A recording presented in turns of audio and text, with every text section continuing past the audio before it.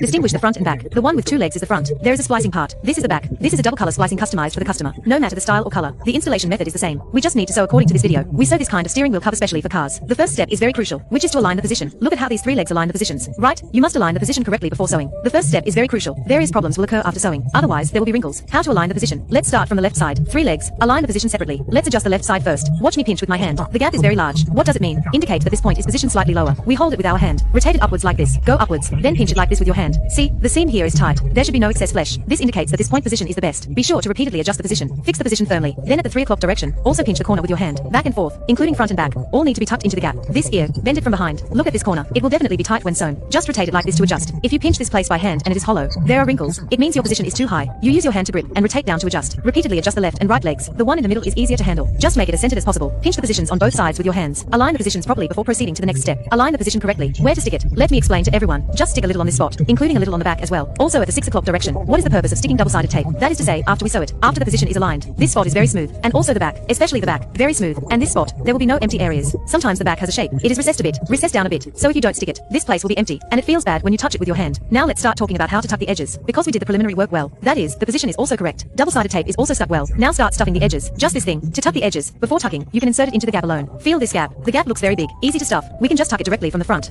Just tuck it like this. See that? Is it easy to insert? Note, first tuck in this corner, then expand to both sides to insert.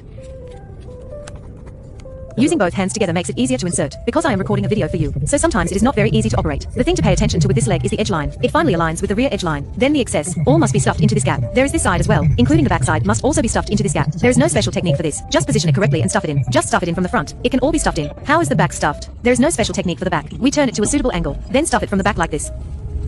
Turn to a suitable angle, then just stuff it hard from the back. It can all be stuffed in.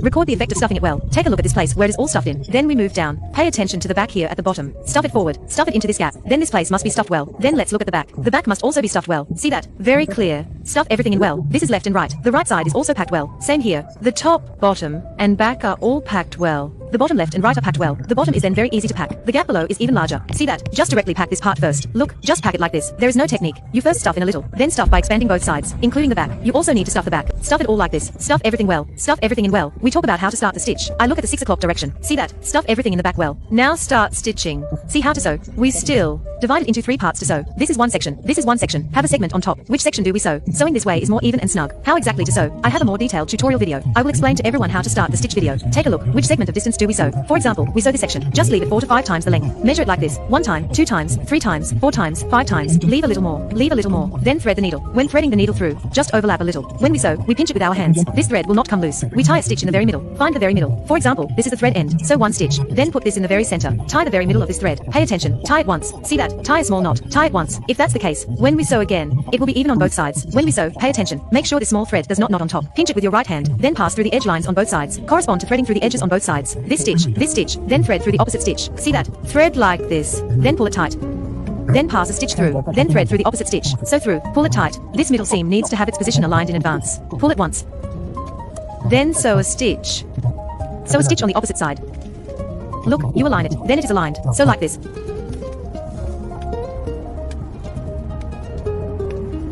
Keep sewing like this. Then we sew to the last stitch to finish. After finishing sewing, use the other half of the thread we had left just now. Similarly, rethread the needle. Then rethread the needle to sew towards the left. Sew towards the left. See that? Also, sew along the edges on both sides. Sew like this.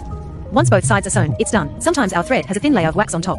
If there is this kind of white thing, after we finish sewing, use our lighter. Quickly pass it like this. See that? Quickly pass it like this. The thread will not burn off, and it will be gone. This is a video on how to start stitching. Record an ending video for everyone. How to finish every time when sewing to the end. A detailed tutorial video. We sew normally like this. Sewing the edge lines on both sides. Sew to the last stitch. For example, when we sew the last stitch, one side has 2 squares, one side has 3 stitches. You have 1 stitch where you can insert an extra needle. Go back and find it. Understand? We sew it to the last stitch. It must be the last stitch, because this is the last stitch. For the last stitch, we sew 2 more stitches. This is 1 stitch. Sewing to the last stitch. We are on the same stitch. Pass the last stitch through once more. Sew 1 more time. After sewing, do not pull the thread completely. Pull the thread over here. Reach over and pull it tight. Tighten it a little bit. See that? If you let go, it won't open. Then we leave 1 or 2 centimeters to cut it off. After cutting, we use our edge stuffing tool to tuck the thread end into the gap.